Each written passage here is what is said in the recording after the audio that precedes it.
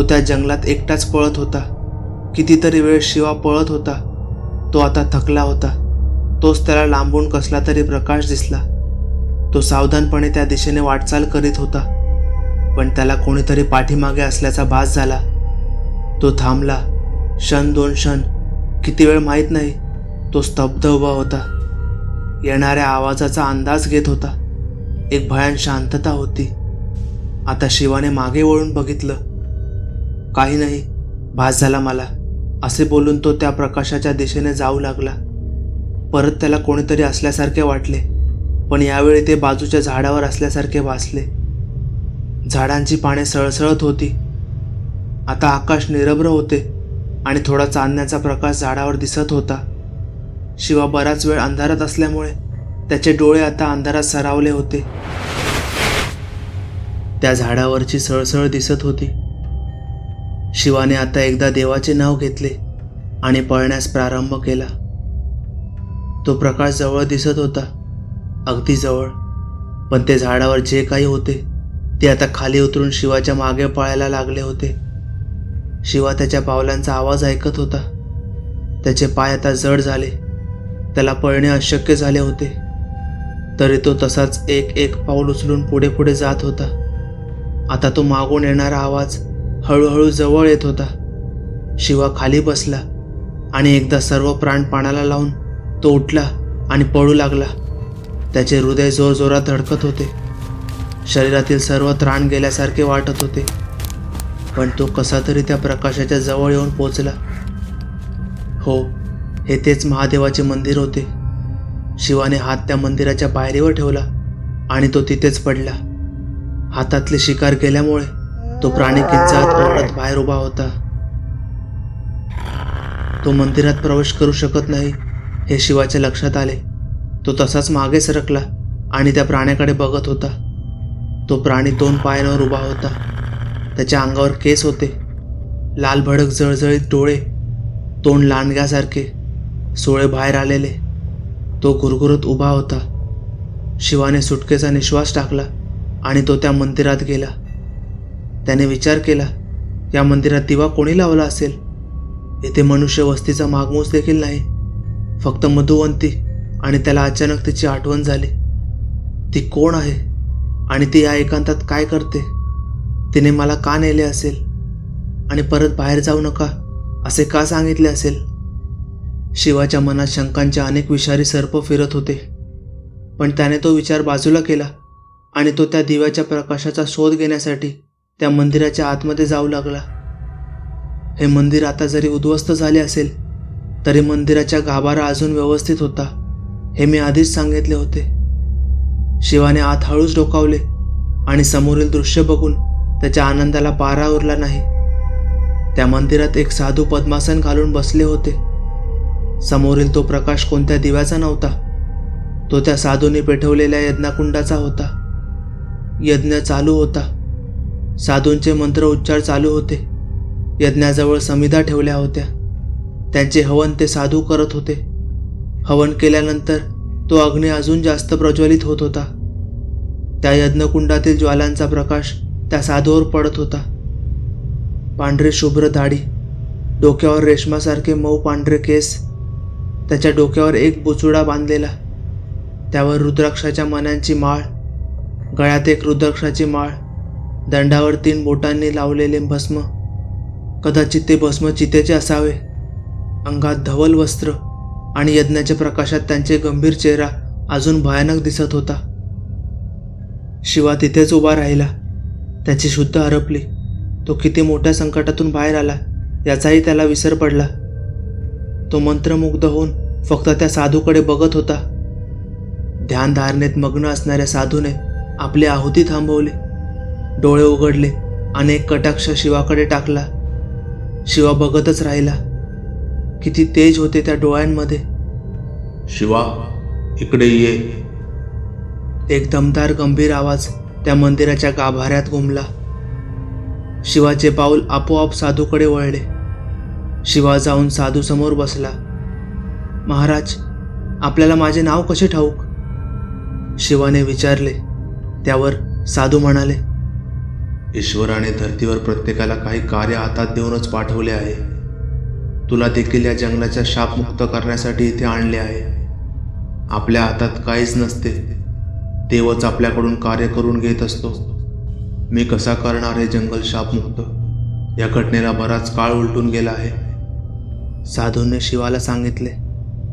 तू मगाशी गेलास, तो एक जहागीरदाराचा वाडा होता.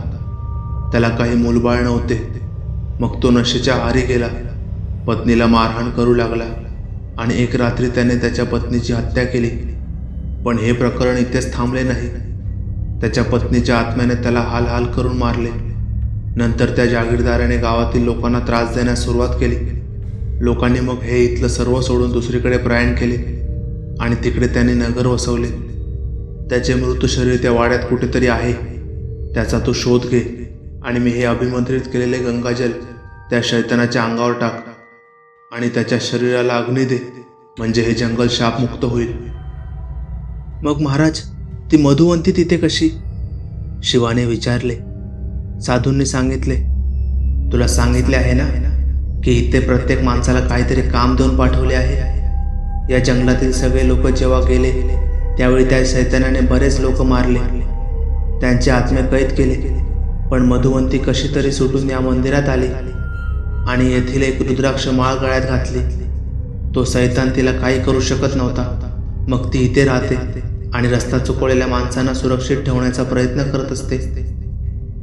आतापर्यंत जवळपास 3 वाजत आले होते. साधूंनी शिवाला परत वाड्यात जाण्यास सांगितले. शिवा नमस्कार करून उभा राहिला आणि त्याने तो गंगाजलचा कमंडलू हातात घेतला आणि आल्या दिशेने तो परत चालू लागला. शिवा आता वाड्याच्या बाहेर उभा होता. त्याने दारावर थाप मारली आणि मधुवंतीला आवाज दिला. काही वेळ गेला आणि आतून कडी उघडण्याचा आवाज आला.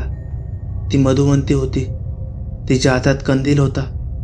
शिवाला बघून ती खूप आनंदित झाली, पण तिने तसे काही दर्शवले नाही. आत या असे बोलून ती दारातून थोडी बाजूला झाली.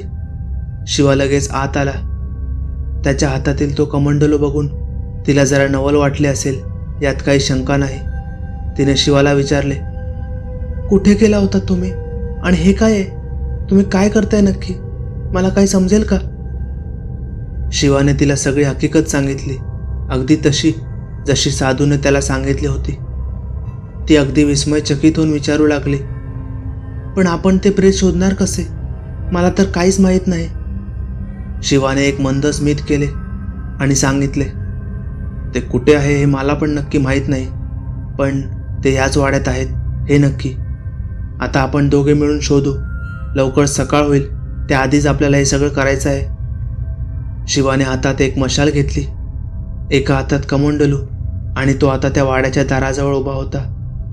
त्याच्या पाठीमागे मधुवंती देखील एक कंदील घेऊन उभी होती. त्यांनी वाड्यात प्रवेश केला आणि शोध मोहिमेला सुरुवात केली. वाडा मोठा होता आणि हे काम म्हणजे गावातील गंजीमधून सुई शोधून काढणे असे होते. पण मधुवंती या वाड्यात बरेच दिवस राहिली होती. तिला नेहमी एका खोलीचं कुतूहल वाटत होतं. तिने शिवाला सांगितलं, आपण ही खोली उघडून बघू, कदाचित काहीतरी रहस्य असेल. मी बरेच वेळा प्रयत्न केला पण यशस्वी झाले नाही. शिवाने ते दार ढकलले आणि आश्चर्य म्हणजे ते दार लगेच उघडले गेले. एक मंद हवेची झुळूक त्यांच्या अंगाला स्पर्श करून गेली. कमालीचा गारवा होता त्या हवेमध्ये. ते आतमध्ये गेले. एक कुबट वास तिथे पसरलेला होता. ती खोली कित्येक दशकापासून उघडली गेली नसावी. त्या खोलीमध्ये प्रवेश केल्यावर लगेच त्यांना तेथे काहीतरी अमानवी शक्ती असल्याचा भास झाला. ते दोघे सावध रीतीने खोलीत बघत होते आणि अचानक शिवाला भिंतीजवळ काही असल्यासारखे भासले. त्याने लगेच त्या दिशेने बघितले. एक बाजूला एक मानवी सापळा होता. त्याच्या गळ्यात दोरी होती, म्हणजे कदाचित त्याला फाशी दिली असणार किंवा त्याने स्वतः तरी आत्महत्या केली असेल. आणि तो सापळा नक्कीच त्या जागीरदाराचा असला पाहिजे असे शिवा मधुवंतीला सांगणार. तोच तो सापळा हालचाल करू लागला. आता शिवा आणि मधुवंती दोघेही घाबरले होते. त्या निर्जीव सापळ्यामध्ये आता जीव आला होता आणि तो या क्षणाची वाट बघत असावा तसे त्याच्या बोलण्यातून जाणवत होते. सोडणार नाही मी तुम्हाला. त्या मधुवंतीचा बळी देणार मी आणि शिवाच्या शरीरात प्रवेश करणार. मग या जंगलात फक्त माझी सत्ता असणार.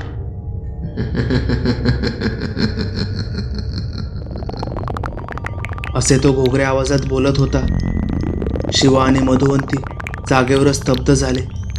शिवाला आपल्याजवळ असलेले अभिमंत्रित गंगाजल याचा देखील विसर पडला होता आणि ते दोघे आल्यापावली त्या खोलीतून बाहेर जाण्यासाठी धावू लागले. पण दरवाजा आतून बंद झाला. शिवा कुठेतरी रस्ता मिळतो का बाहेर पडण्यासाठी हे बघू लागला, पण तो पूर्णपणे अयशस्वी झाला. तो सापळा आत निघून गेला होता. त्याच्या अंगावर आता सडके मांस होते. डोळे फुटून रक्त येऊन काळा रंग त्याच्या डोळ्याच्या खाली निर्माण झाला होता.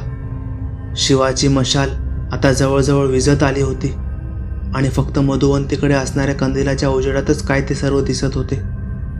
मशालीच्या उजेडात त्या शैतानाचा चेहरा अतिशय विदारक भयंकर दिसत होता. शिवा बाहेर पडण्याच्या विचारात सर्व विसरून गेला. तो शैतान आता भयानकपणे किंचाळत होता. तो शिवाच्या पाठीमागे आला आणि त्याने शिवाला हात लावला तसा तो मागे सरकला.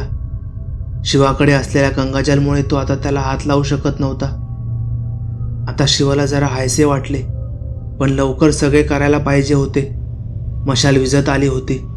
नंतर मग काळोख होणार होता आणि अचानक शिवाचा पाय कशात तरी अडकला आणि तोल जाऊन तो खाली पडला. त्याच्या हातातील कमंडलू खाली पडला. शिवाने तो उचलण्याचा प्रयत्न केला, परंतु त्याआधीच त्या शैतानाने त्याच्यावर हल्ला केला. कमंडलू शिवाला दिसत होता, पण त्याचा हात आता तिथे जाऊ शकत नव्हता. कमंडलू खाली पडला होता, पण तो एका बाजूने झुकला होता. त्यात अजून थोडे गंगाजल शिल्लक होते आणि ते त्या शैतानाच्या अंगावर टाकायचे होते. पण आता तो शैतान शिवाच्या अंगावर बसला होता. त्याचा तो भयंकर उग्र दर्प येऊन शिवाला मळमळत होते.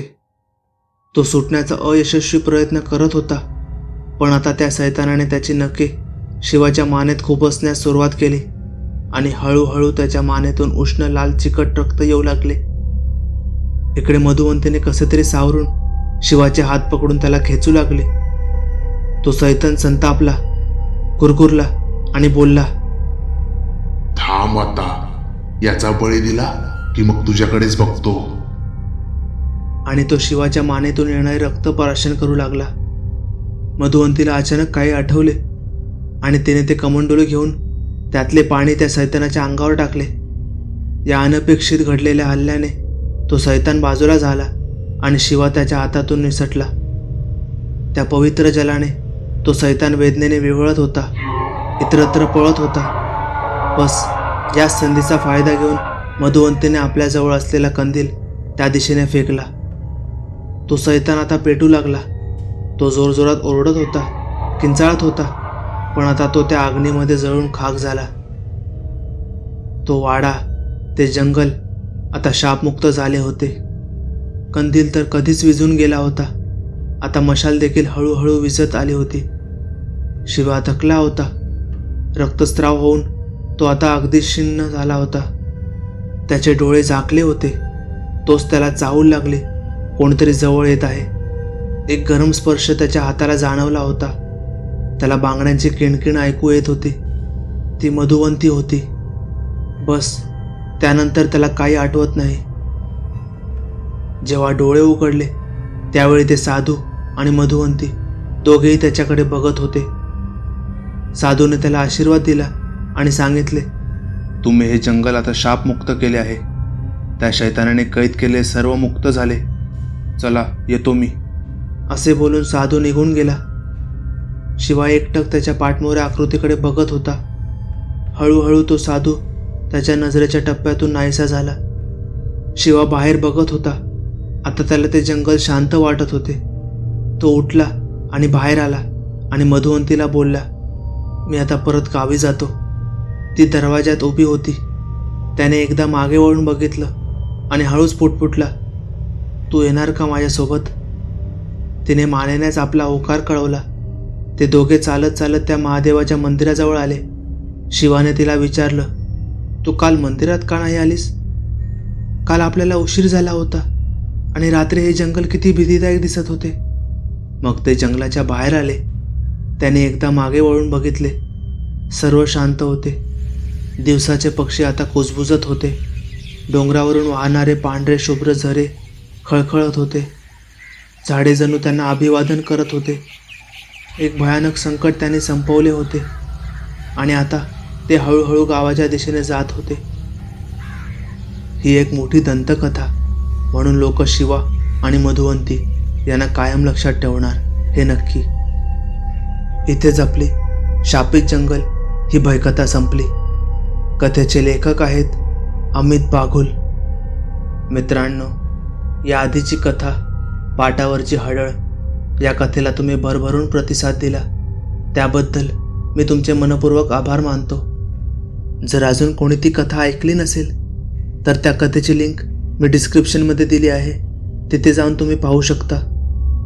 जर तुम्हाला ह्या चॅनलवरच्या व्हिडिओ आवडत असतील तर चॅनलला नक्की सबस्क्राईब करा, व्हिडिओला लाईक करा आणि मित्रांसोबत शेअर करा. धन्यवाद.